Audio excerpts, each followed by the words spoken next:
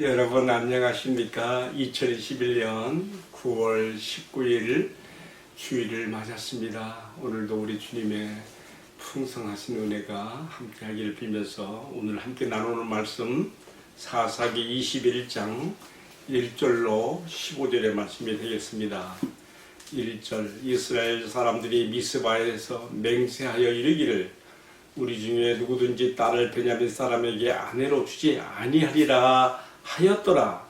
6절입니다. 이스라엘 자손이 그들의 형제 베냐민을 위하여 뉘우쳐 이르되 오늘 이스라엘 중에 한 지파가 끊어졌도다. 그 남은 자들에게 우리가 어떻게 하면 아내를 얻게 하리요?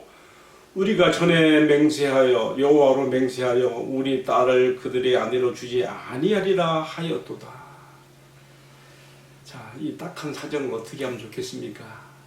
그들이 하나님 앞에 제단을 쌓고 제사를 드리며 생각해낸 그 다음에 후속 조치가 이제 8절 이하에 나옵니다. 8절입니다. 또 이르되 이스라엘 지파 중 미스바에 올라와서 여호와께 이르지 아니한 자가 누구냐 하고 본즉 야베스 길앗에서는 한 사람도 진영에 이르러 총회에 참석하지 아니하였으니 백성을 계수할 때 야베스 길앗 주민이 하나도 거기에 없음을 보았습니다.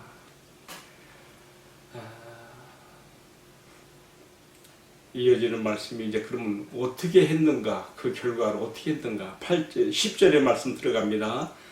회중이 큰 용사 12,000명을 그리로 보내며 그들에게 명령하여 이르되 가서 야베스 길앗 주민과 부녀와 어린아이를 칼날로 치라. 너희가 행할 일은 모든 남자 및 남자와 잔 여자를 진멸하여 바칠 것이라 하였더라.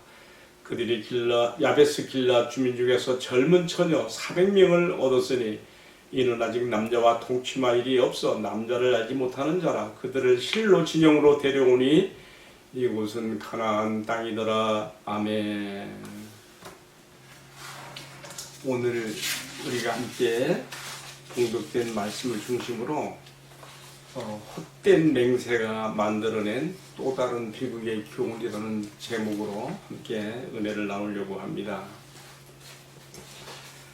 이스라엘 11지파가 미스바에 모여서 죄인을 감싸고 돌며 내놓지 않는 베냐민 지파에 대해서 크게 분노하고 섬토하면서 맹세를 했습니다. 어떤 맹세입니까? 오늘 우리가 말씀에서 나오지요.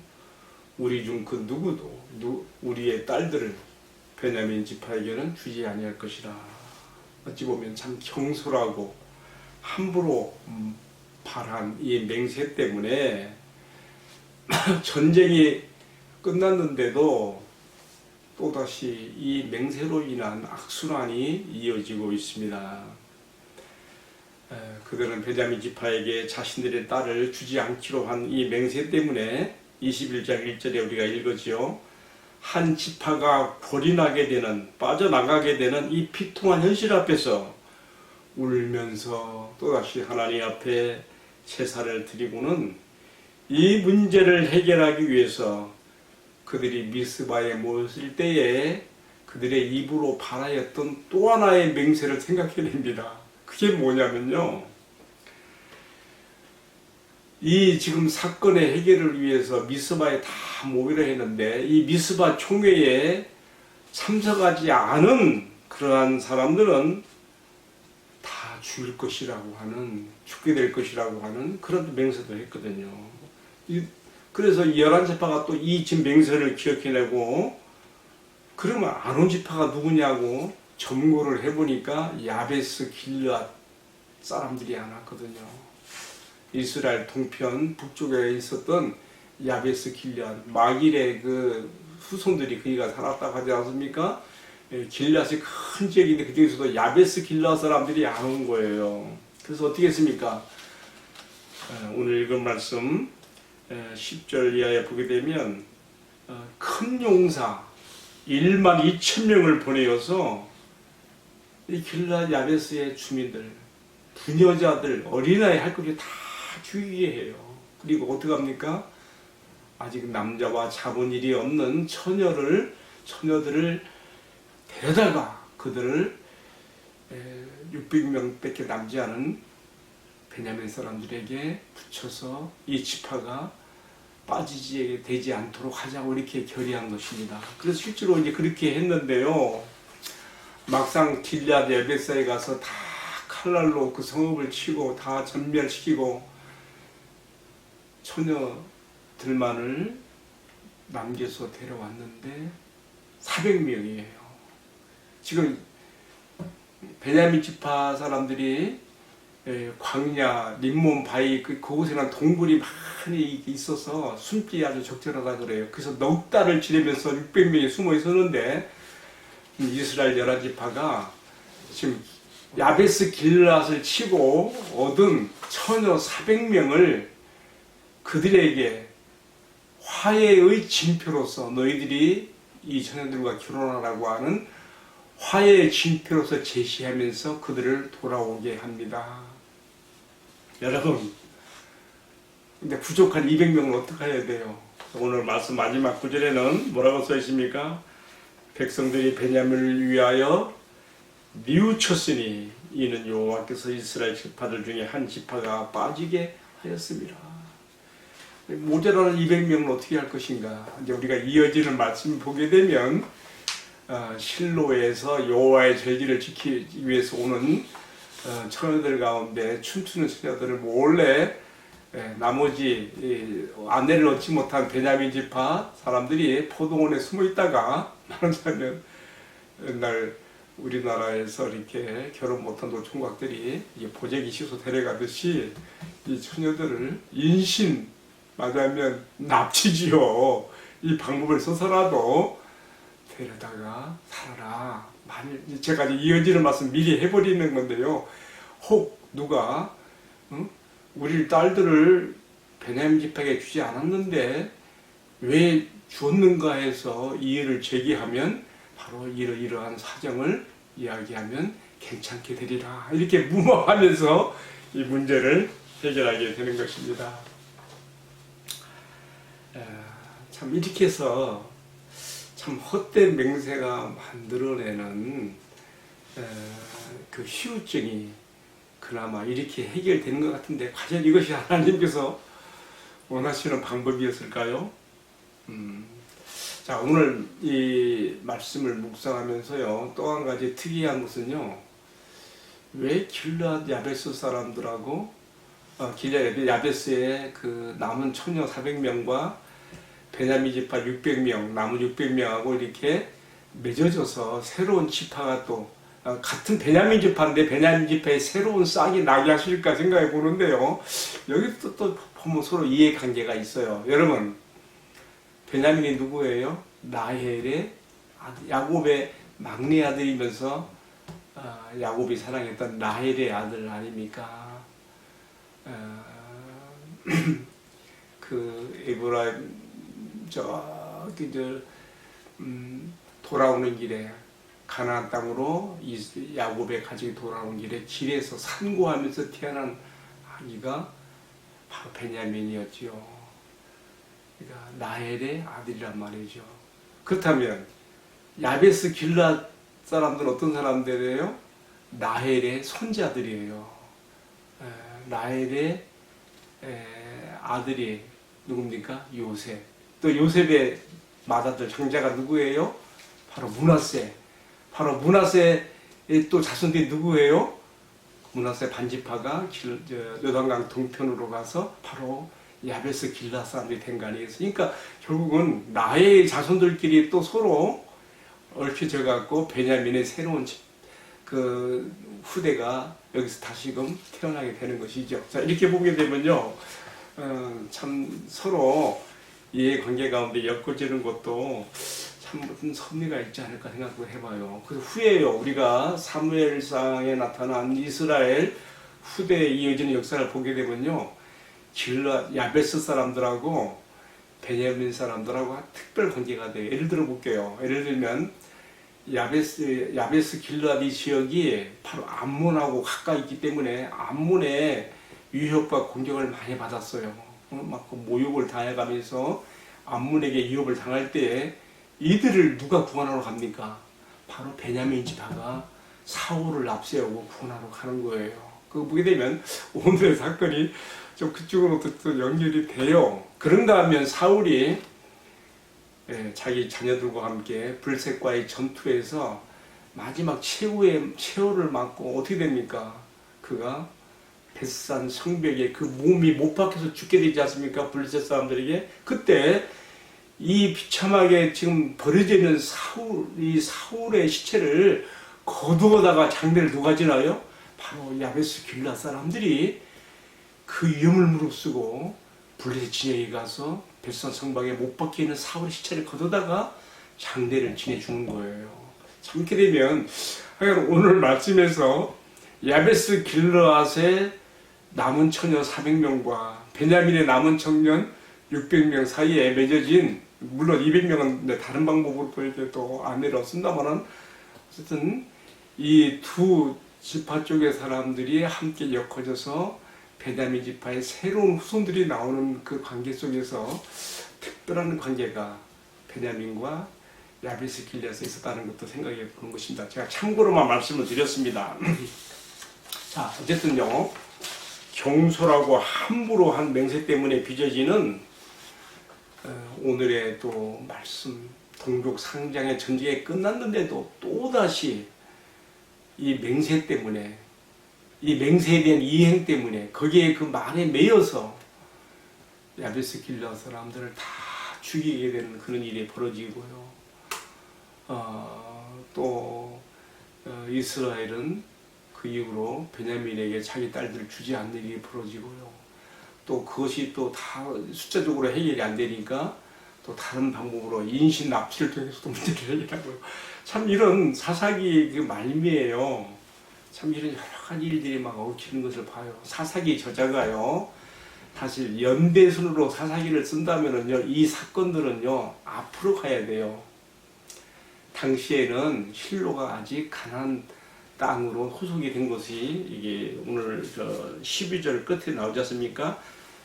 이처럼 남녀와 자본적이 없는 야베스 길르앗 처녀 400명을 데려왔는데 어디로 왔느냐?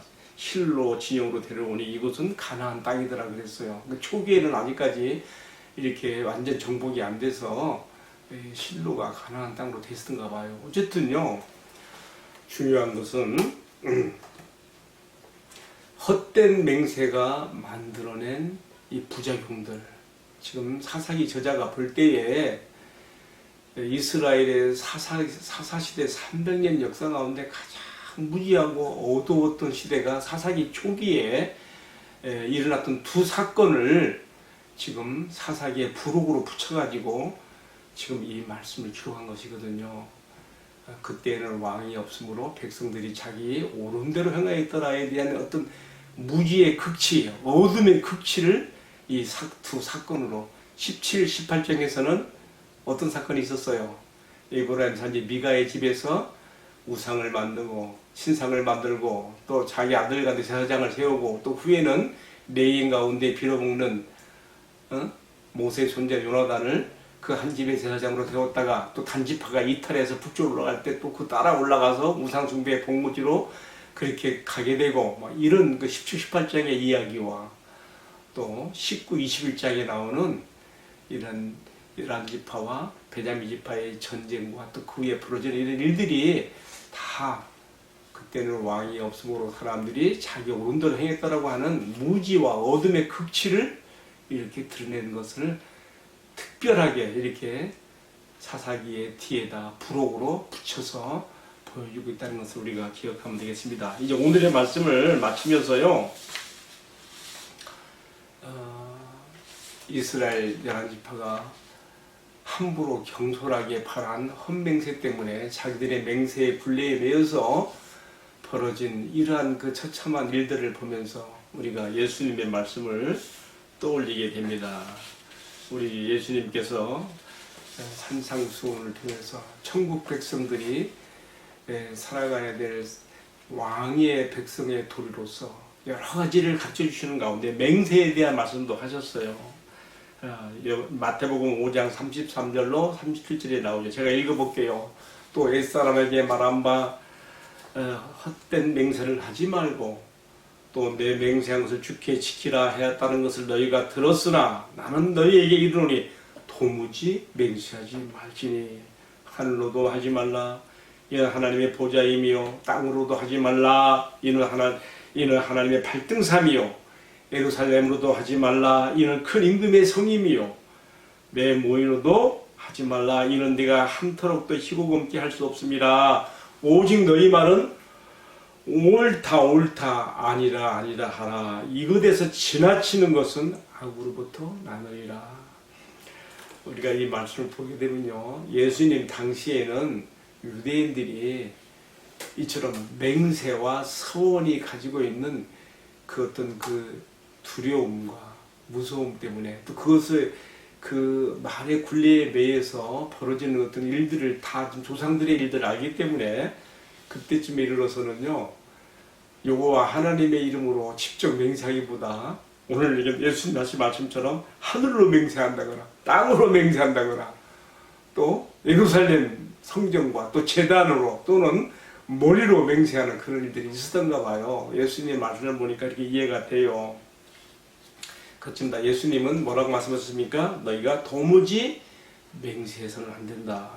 왜 그렇습니까? 우리는 5분 후에 일어날 일도 알 수 없는 연약한 제한된 인간입니다. 또 우리가 맹세를 서울을 해놓고서도 언제 어떻게 변질될지도 모르는 우리는 그러한 불안전함을 가지고 있습니다. 그래서 맹세나 하나님 앞에 서울을 한다는 것은 어찌 보면 자기 과신이며 교만한 일이 될 수가 있기 때문에 도무지 맹세하지 말라고 하신 것을 우리가 보게 됩니다. 근데 그런가 하면요, 또 이런 경우도 있어요. 우리가 살아가면서 부득이하게 결혼식의 서약이나 또는 목회자의 경우에는 목사 임직과 같은 서약들도 있거든요. 이런 거룩한 예식의 서약들이 있는데 이런 것들은 우리가 피해갈 수 없는 맹세요 서약들입니다. 어떻게 하겠습니까?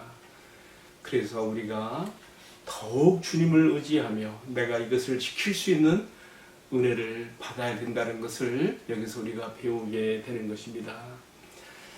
이제 오늘의 묵상을 내리면서 제가 다시 한번 반복해서 드리는 말씀은요, 사사기 시대의 특징, 가장 큰 특징이 뭐라 했습니까? 당시에는 왕이 없으므로 백성들이 자유로운 대로 행했다.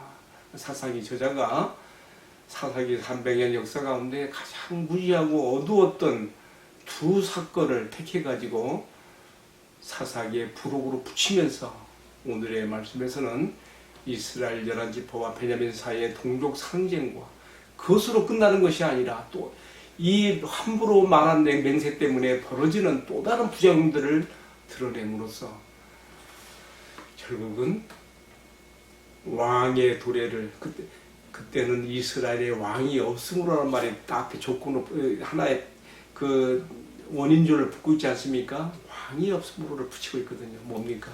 결국은 하나님의 통치를 대행하는 진정한 왕으로서 등장하는 다윗의 시대 사무엘상으로 이어지게 되는 것을 볼 수 있습니다. 이것은 또한 사무엘상에서 등장하는 다윗의 왕의 성취뿐만 아니라 그의 후손으로 신약 시대에 또 우리에게 오셔서 우리에게 하나님의 백성 되는 길을 열어놓으시고 또 우리에게 천국 백성의 도리를 가르쳐 주신 예수님에게로까지 연결되는 것을 우리가 오늘 말씀에서 우리가 연결하여 교훈을 받게 됩니다. 기도하겠습니다. 사랑하시는 주님, 하루를 살아가면서도 우리는 수많은 선택의 기로에 서게 됩니다.